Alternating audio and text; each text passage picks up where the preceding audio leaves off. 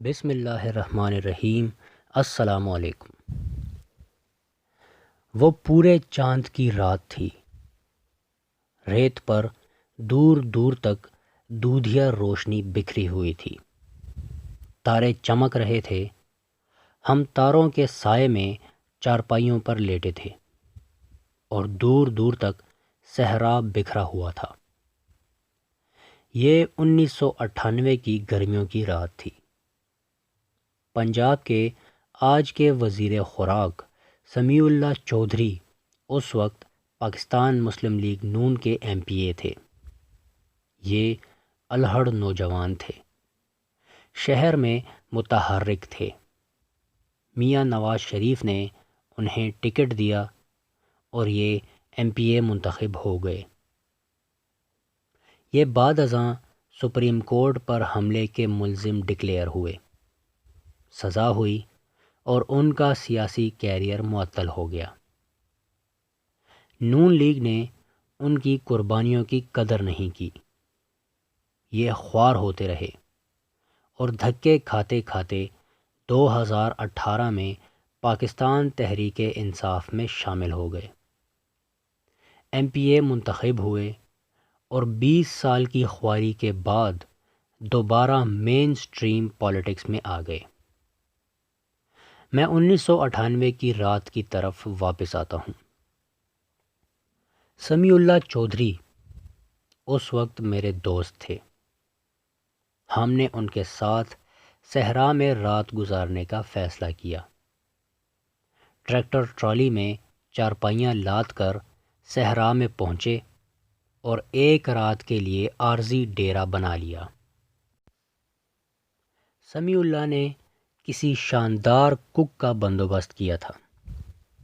وہ نوابوں کا باورچی تھا۔ وہ ہرن کا گوشت لے آیا اور ہم نے صحرا کی وہ رات تکے کھا کر گزار دی۔ رات بھیگنے لگی تو باورچی پرانے واقعات سنانے لگا۔ ہمیں اس نے بتایا صحرا میں لوگ صرف چارپائی پر سوتے ہیں، رات کے وقت پاؤں نیچے نہیں رکھتے۔ اگر واش روم کے لیے بھی اٹھنا پڑے تو یہ پہلے چارپائی کے نیچے ڈنڈا پھیرتے ہیں اور پھر پاؤں نیچے اتارتے ہیں۔ ہم نے پوچھا کیوں؟ وہ بولا سائیں سانپ کی وجہ سے۔ صحرا کے سانپ موذی ہوتے ہیں، یہ خون کی بو سونگھ لیتے ہیں اور چارپائیوں کے گرد گھومتے رہتے ہیں۔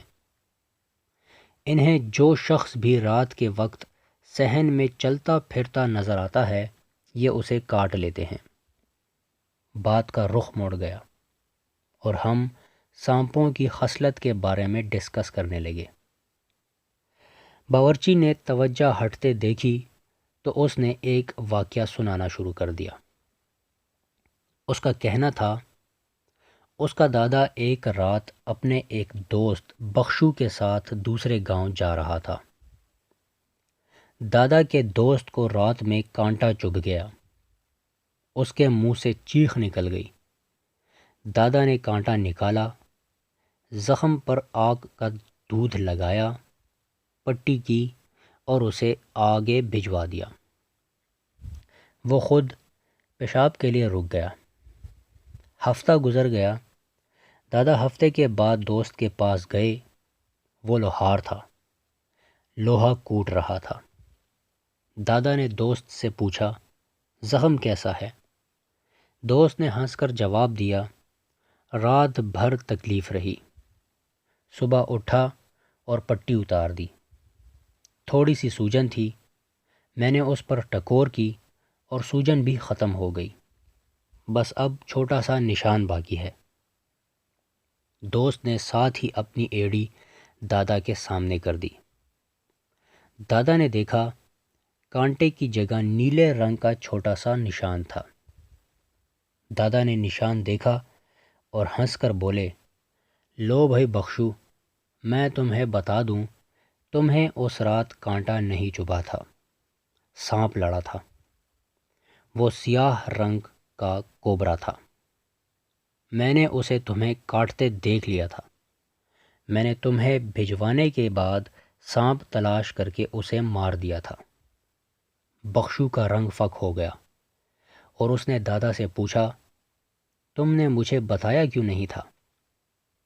دادا نے ہنس کر جواب دیا، مجھے پتہ ہے تم بزدل ہو۔ میں نے سوچا تم ڈر جاؤ گے، اس لیے نہیں بتایا۔ بخشو گمسم ہو گیا۔ دادا واپس آ گئے۔ خانسامہ اس کے بعد رکا اور پھر بولا، سائیں آپ کو پتہ ہے اس رات کیا ہوا؟ بخشو گھر گیا، چارپائی پر لیٹا اور انتقال کر گیا۔ وہ اس خوف سے مر گیا کہ مجھے سانپ نے کاٹا تھا۔ خانسامہ نے اس کے بعد کہا، سائیں لوگ سانپ سے نہیں مرتے، سانپ کی دہشت سے مرتے ہیں۔ وہ رات، وہ خانسامہ اور بخشو کی وہ کہانی تینوں میرے ذہن سے نکل گئے۔ لیکن جوں جوں کورونا کا خوف بڑھتا جا رہا ہے، مجھے وہ رات، بخشو کی کہانی اور سانپ کا خوف تینوں شدت سے یاد آ رہے ہیں۔ میں یہ جانتا ہوں ہمارے وزیر اعظم عقل کل ہیں، یہ ہر چیز کے ایکسپرٹ ہیں، یہ یورپ کو بھی اچھی طرح جانتے ہیں، یہ 20 سال یورپ میں پھرتے رہے ہیں، یہ کرکٹ کو بھی جانتے ہیں، یہ 24 سال کرکٹ کھیلتے رہے ہیں، یہ انڈیا کو بھی سب سے زیادہ جانتے ہیں، یہ لاکھ لاکھ تماشائیوں کے اسٹیڈیم میں کرکٹ کھیلتے تھے اور آخر میں پورا اسٹیڈیم ان کے لیے تالیاں بجاتا تھا۔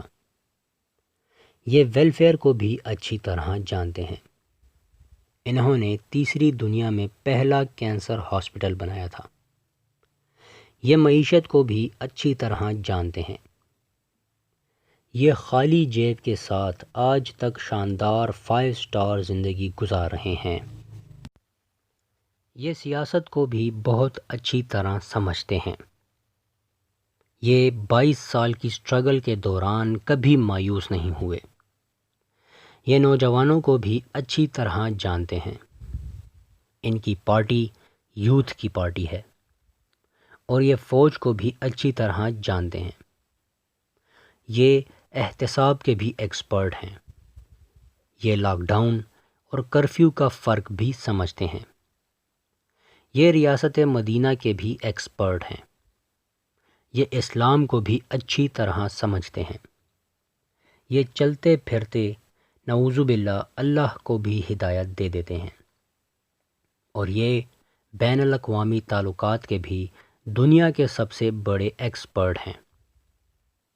بس پنجاب جیسا جہاز کیپٹن عثمان بزدار کے ذریعے اڑانا، مرغیوں اور کٹوں کے ذریعے قوم کی حالت بدلنا اور کورونا کا تجربہ باقی تھا۔ اللہ کا لاکھ لاکھ کرم ہے، وزیر اعظم اب ان امور کے ایکسپرٹ بھی ہو چکے ہیں، لہٰذا پھر ہمیں ڈرنے یا گھبرانے کی کوئی ضرورت نہیں ہے۔ لیکن اس کے باوجود دل کا خوف بڑھتا جا رہا ہے، کیوں؟ سمجھ نہیں آ رہی۔ شاید ہم کورونا سے زیادہ کورونا کے خوف میں مبتلا ہو رہے ہیں، شاید ہمیں خوف مار رہا ہے۔ آپ حیران ہوں گے، دنیا میں سانس کی نالیوں کے 196 وائرس ہیں۔ یہ وائرس بھی کورونا جتنے ہی خطرناک ہیں، اور یہ روز 50,000 لوگوں کی جان لیتے ہیں۔ دنیا میں ہر سال 1,70,00,000 لوگ سانس کی بیماریوں کی وجہ سے مرتے ہیں۔ انفلوئنزا یعنی زکام دنیا کی ان چند بیماریوں میں شامل ہے جن کا آج تک کوئی علاج دریافت نہیں ہو سکا۔ زکام کے بارے میں کہتے ہیں، آپ اگر اس کا علاج شروع کر دیں تو یہ 7 دن میں ٹھیک ہوگا، اور اگر علاج نہ کریں تو یہ 1 ہفتے میں ختم ہو جائے گا۔ ہمارے حکماں اور ہندوستان کے آیورویدک ہزاروں سال سے زکام میں مریضوں کی ٹھوس غذا بند کرا دیتے ہیں، اسے جوس اور جوشاندہ پلاتے ہیں اور مریض 3 دن میں ٹھیک ہونا شروع ہو جاتا ہے۔ کورونا جیسی علامتیں ہزاروں سال سے برصغیر میں ہر مارچ اور ہر اکتوبر میں ظاہر ہوتی ہیں۔ ہندوستان کی تمام زبانوں میں یہ محاورہ پایا جاتا ہے، آتی سردیوں اور جاتی سردیوں سے بچ کر رہیں۔ ہم ہر سال موسم کی تبدیلی کے دوران بیمار ہوتے ہیں، باقی دنیا بھی ہوتی ہے، لیکن آپ سوشل میڈیا کا کمال دیکھیے، اس نے کورونا کے خوف کو کورونا سے لاکھ گنا بڑا کر دیا ہے۔ لہٰذا دنیا کے 196 ملکوں کے 3.25 ارب لوگ اس وقت گھروں میں قید ہیں۔ پوری دنیا بند ہو چکی ہے۔ سیاحت 1700 ارب ڈالر کی انڈسٹری تھی، یہ زمین بوس ہو چکی ہے۔ سول ایویشن 3000 ارب ڈالر کی انڈسٹری تھی، یہ بھی تباہ ہو چکی ہے، اور دنیا میں ہر روز 2 ٹریلین ڈالر کا کاروبار ہوتا تھا، یہ بھی بند ہو گیا۔ دنیا میں بس صرف 3 کاروبار چل رہے ہیں: فارماسوٹیکل، صابن، سینیٹائزرز، گلوز اور ماسک کا کاروبار، اور سوشل میڈیا۔ آپ یہ جان کر حیران ہوں گے، کورونا کا سب سے بڑا بینیفیشری سوشل میڈیا ہے۔ تاریخ کے تمام ریکارڈ ٹوٹ چکے ہیں۔ آپ اگر انٹرنیٹ اور موبائل فون نیٹ ورکس کو بھی اس میں شامل کر لیں تو آپ سوشل میڈیا کی گروتھ اور منافع کو دیکھ کر حیران رہ جائیں گے۔ نیٹ ورک انڈسٹری میں پچھلے 1 ماہ میں 10 سال کے برابر گروتھ ہوئی ہے، اور آپ یہ بھی ذہن میں رکھیں یہ 4G کے دور کے حالات ہیں، 5G اور 6G ابھی آ رہی ہے۔ آپ ذرا اندازہ کیجئے، جس دن 5G آ جائے گی دنیا اس وقت کیسی ہوگی؟ اس دن کیا کیا بند ہوگا اور کتنی جلدی ہوگا؟ ہمیں سوشل میڈیا اور کورونا دونوں کو داد دینی ہوگی۔ یہ دونوں وہ عظیم ہستیاں ہیں جنہوں نے ایک ہفتے میں پہلی بار 7 براعظموں پر پھیلی اس دنیا کو گاؤں بنا دیا۔ اس نے ثابت کر دیا انسان خوف کی تار سے ایک دوسرے کے ساتھ جڑے ہوئے ہیں۔ اس تار میں جس دن کرنٹ دوڑتا ہے دنیا اس دن بند ہو جاتی ہے۔ اس دن مائکروسکوپک وائرس اور سوشل میڈیا کی ایک کلک پوری دنیا کو لٹا دیتی ہے، اور صدر ٹرمپ بھی اپنی بیگم سے ہاتھ ملانے سے پہلے ماسک اور دستانے چڑھانے پر مجبور ہو جاتا ہے۔ یہ ہے سوشل میڈیا کی طاقت۔ اس نے ایک بار پھر ثابت کر دیا انسان سانپ سے نہیں مرتے، سانپ کے خوف سے مرتے ہیں۔ انسان کو گولی نہیں مارتی، گولی کی آواز مار دیتی ہے۔ چنانچہ آپ اگر بچنا چاہتے ہیں تو پھر ذرا گولی کی آواز سے بچ کر دکھائیں۔ میرا دعویٰ ہے ہم شاید کورونا سے بچ جائیں، لیکن ہم سوشل میڈیا کے تخلیق کردہ خوف سے نہیں بچ سکیں گے۔ یہ خوف ہماری جان لے کر رہے گا۔